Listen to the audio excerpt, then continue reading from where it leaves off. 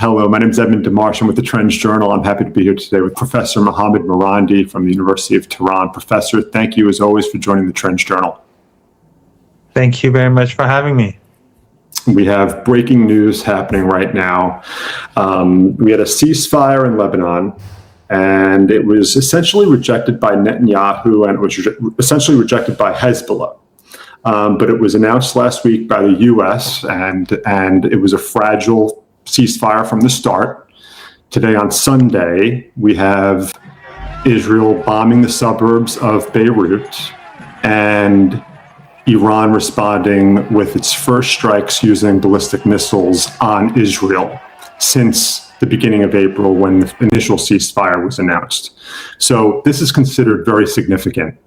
And some analysts see this as a significant escalation, or at least a new direction of the posture by Iran. Here's Trita Parsi. I'd like to get your take on this, Professor, here. Trita Parsi from the Quincy Institute. He said this strike is significant because it's the first time Iran has struck Israel after Israel struck another country's territory. That's not Iran.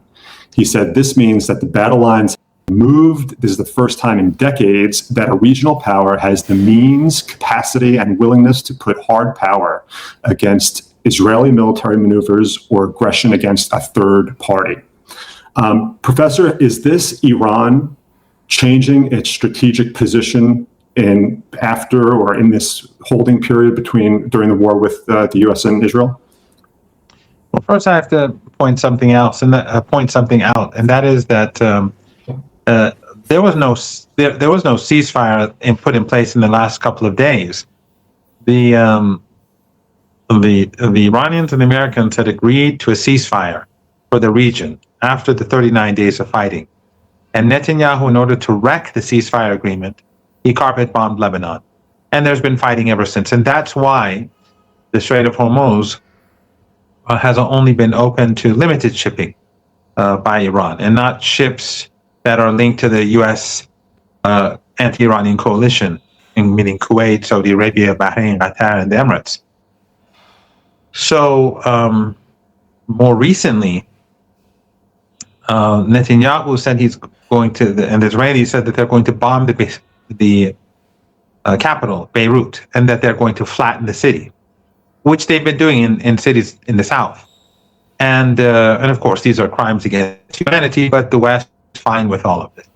And so the Western media, and Western MPs, and Western parliaments, the Israeli regime gets sanctioned. It's all is fine, the slaughter of women and children, when it comes to the Palestinians and the Lebanese. But and then the Iranians warned the Israeli regime, and the Israeli regime backed down. They said, if you bomb Beirut or Dahia, the southern part of Beirut, we will hit northern Israel. So Netanyahu backed down, and then the United States and the Israeli regime and the Lebanese government, which is a proxy government, which was installed by the Americans, despite the fact that the president and the prime minister don't have a strong political support in the last parliament elections. Hezbollah and its allies won a much greater number of votes, I think 3 times as much as the coalition that was behind the current president. But the Americans forced him into power, and the same is true with the prime minister. The Israeli regime and this Lebanese government had created this, with Americans, created this fake ceasefire, which would basically disarm Hezbollah and allow the Israeli regime to stay in Lebanon. Why? Because the president and the prime minister, they're not fighting for Lebanon. They're not working for Lebanon. They're employees, they're proxies of the United States and the Saudis. So that wasn't a ceasefire. And then today, the Israeli regime, when a delegation from Pakistan came to Iran over to discuss the negotiations, at that moment, they bombed Lebanon again. So it was clear that they wanted to wreck the negotiations, or the potential for further negotiations, because the Iranians haven't been responding to the Americans since the Israeli regime's threat to Beirut. And the Iranians, when they saw the Israeli regime strike Lebanon, they said enough is enough. And they fired, I think, 20 missiles at the regime. in 5 waves, and we are where we are. So it is significant in the sense that this is the Iranians have carried out their threat to the Israeli regime not to target civilians. They told the Israeli regime not to target civilian homes and apartment blocks in Beirut. They did, they bombed them, and the Iranians retaliated. But this isn't the first time. If you recall, the Iranians carried out True Promise 1, True Promise 2, True Promise 3, and they were in retaliation to the crimes committed by the Israeli regime on the Iranian embassy in Syria, but also and the atrocities in Lebanon too. But this, I think, has an added significance because it comes at a time when the Iranians and the Americans and the Israeli regime are still at war. And we have siege warfare going on. And the Israeli regime is trying to carry out another genocide like in Lebanon with, of course, Western support. I know you're not the world's biggest fan of Axios, but Axios came out right after the reports of the ballistic missile launch that Trump said he's going to contact Netanyahu and say not to retaliate again against Iran. Do you see any significance in President Donald Trump telling the media shortly after the launch from Iran that he's actually going to tell Netanyahu, cool it, I'm going to tell him not to retaliate against Iran? Do you see any significance in that? Well, we'll have to see because Trump is a weak leader and he constantly shifts his position. So we don't put any, we don't put a lot, I don't think anyone puts a lot of trust in anything that he says. I think it's obvious that it shows that Iran's that they recognize the power of the Islamic Republic of Iran, and of course the axis of resistance.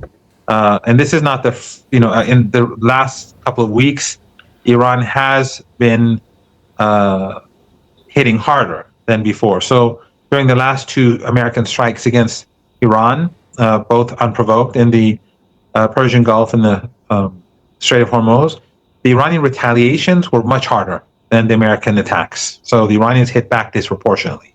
They hit back very hard. So these 3 recent attacks or counterattacks by Iran were all very heavy-handed. And I think it sends a message to Washington that Iran is going to be very tough. And Iran's allies across the region in Iraq and Yemen, they too have expressed their determination to hit very hard this time around. So if we do have another hot war, or continuation of the previous war, the renewal of the previous hot war, I think the escalation will be very swift and the resistance will hit very harder, much harder this time than during the 39 days of battle. Danny Centrinowitz, he's a former IDF intelligence officer. He's now at a think tank. He posted on social media, he wrote, "The events of the past hour," referring to the Iranian strikes on Israel.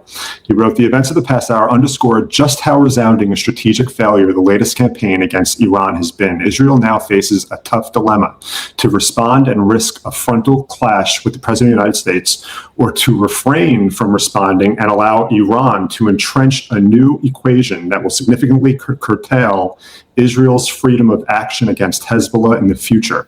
Do you agree with that assessment, Professor? Yes, I think it's somewhat accurate, and I think it's very clear that the United States is in a lot of trouble because the Strait of Hormuz continues to be closed. And the shortages of oil, heavy oil, LNG, fertilizers, helium, all the other petrochemicals, aluminum, all of these shortages are growing by the day across the world. And there's no way to replace them. It would take trillions of dollars of investment to replace these products, many trillions of dollars. And it's just not possible. And it would take many, many years. So these shortages are going to increase. And if Trump doesn't find a solution soon, he will face an economic catastrophe. The world will face an economic catastrophe.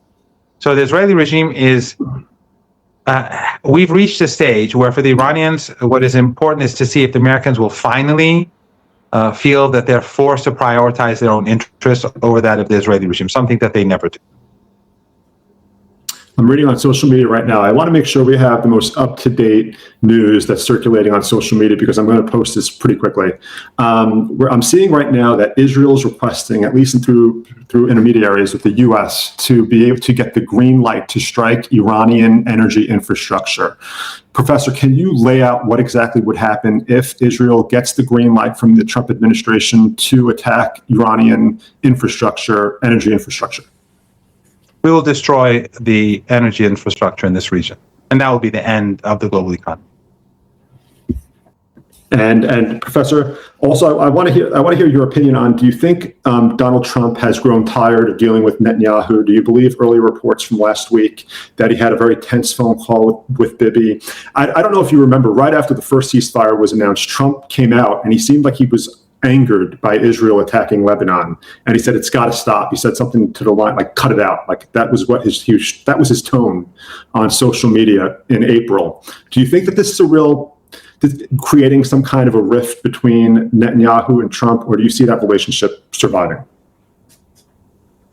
It's very difficult to say, but I think there are forces in the United States among the Israeli firsters and the Zionists who probably do feel that Netanyahu his existence is becoming very detrimental to the Zionist project because the regime is hated across the world and despised in the United States increasingly. And so maybe Axios put that report out regarding the conversation between Trump and Netanyahu, not because Trump necessarily wanted them to do so, but because more powerful people within the Zionist lobby, the Zionist oligarchy, wanted Netanyahu to be heard, because Netanyahu was humiliated in the Hebrew press in the following day, both by his political allies and his rivals. And that could be that they feel it's time to have him removed. The elections are 3-4 months away. So that could be the reason behind it, or a reason. Of course, there's always deception, and we've seen them lie about differences between Netanyahu and Trump before. We're on the anniversary of last year's war, the 12-day war, and they did the same thing back then. Right before the war, they pretended that there was some sort of divide and that Trump wanted to pursue the political process further and negotiations further, and then they carried out the attack on Iran. So there's always deception when it comes to Axios. But there could be some truth in it because Netanyahu was damaged by this leak. And my last question, Professor, before all this breaking news today, I had other things I wanted to talk to you about, including the Lebanese president's interview with CNN.